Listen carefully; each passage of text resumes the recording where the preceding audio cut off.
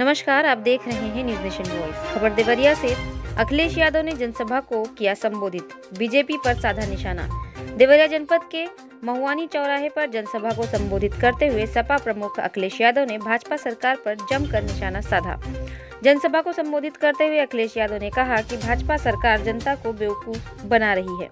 केंद्र की भाजपा सरकार ने नोटबंदी के समय कहा था कि नोटबंदी से लोगों की आर्थिक मजबूती होगी, लेकिन नोटबंदी से क्या फायदा हुआ, आज तक ये सरकार बता नहीं पाई। प्रदेश की योगी सरकार पर तंज कसते हुए उन्होंने कहा कि योगी जी खुद तो लैपटॉप या स्मार्टफोन चलाना जानते नहीं, तो वो क्या युवाओं को लैपटॉप देंगे। अखिलेश ने कहा कि जनता इस बार बाबा को वापस भेज रही है। उन्होंने कहा कि भाजपा सरकार ने जब नोटबंदी किया था तो कहा कि इससे काला धन वापस आएगा, लेकिन यह बीजेपी का झूठ था। जीएसटी लागू कर भाजपा सरकार ने व्यापारियों सहित सबको छलने का कार्य किया। आपको बता दें, देवरिया जनपद में आज प्रधानमंत्री नरेंद्र मोदी की जनसभा थी और दूसरी तरफ सपा के राष्ट्रीय अध्यक्ष अखिलेश यादव थे।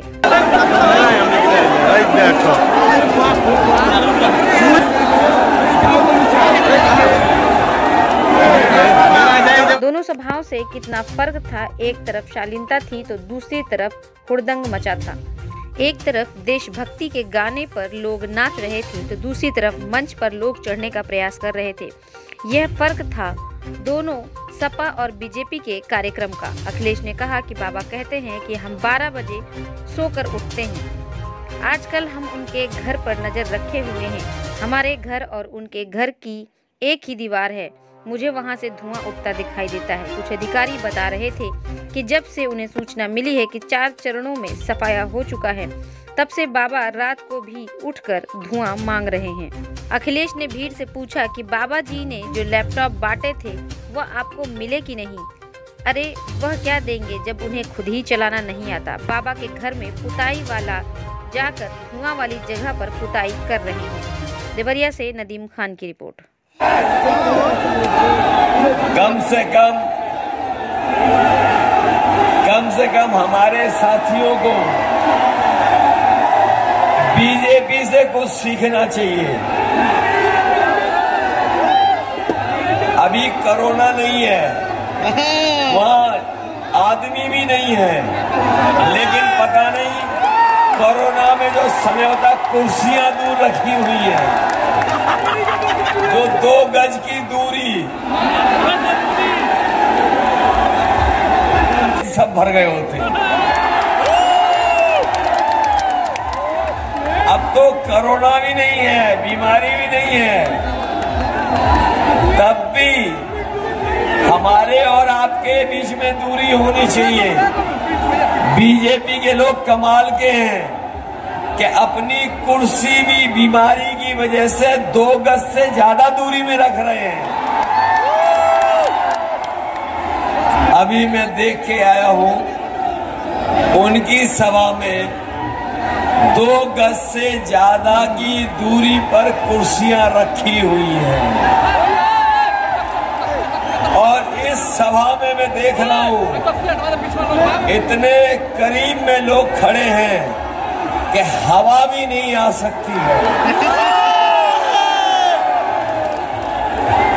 हवा भी यहां घुस नहीं सकती है। ये जो जन समर्थन दिखाई दे रहा है, ये जो जोश दिखाई दे रहा है, ये नौजवानों का जो पार्टी के लिए समर्थन दिखाई दे रहा है, मैं ये कह सकता हूं कि इस बार देवरिया जिले से सभी सीटें समाजवादी पार्टी जीतने जा रही है। उन्होंने 2017 में फैसला लिया था कि रुपया बंद हो जाएगा, नोटबंदी बंद हो जाएगी तो भ्रष्टाचार और काला धन वापस आ जाएगा। याद कीजिए, 2017 में ये फैसला बीजेपी ने लिया था और कहा था कि नोटबंदी के बाद भ्रष्टाचार खत्म हो जाएगा, काला धन वापस आ जाएगा। बताओ इन्होंने ने झूठ बोला था कि नहीं बोला था?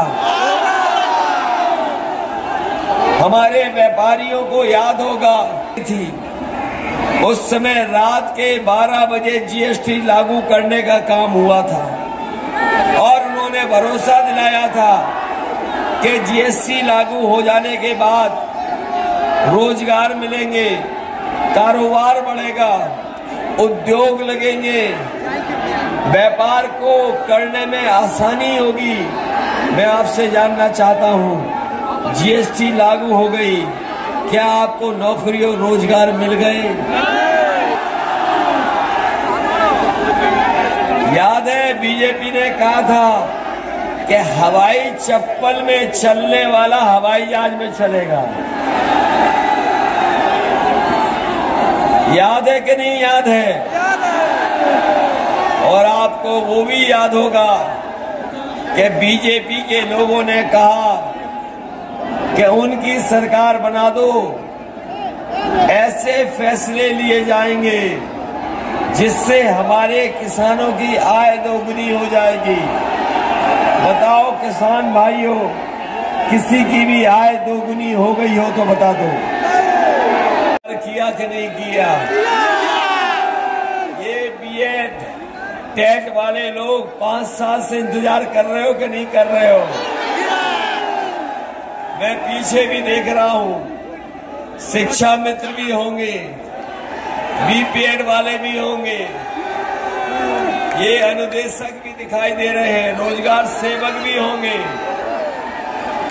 ये 5 साल से इंतजार कर रहे हो, अब आगे 5 साल तो नहीं इंतजार करने वाले हो। 5 साल और इंतजार तो नहीं करोगे? अगर 5 साल और इंतजार करना पड़ गया तो ये हमारे बीएड टेट वाले बूढ़े हो जाएंगे।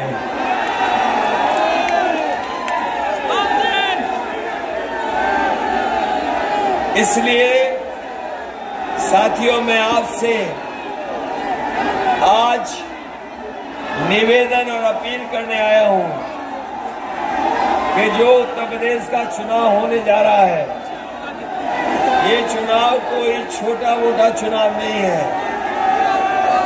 ये जहां उत्तर प्रदेश का भाग्य तय करेगा, वही देश की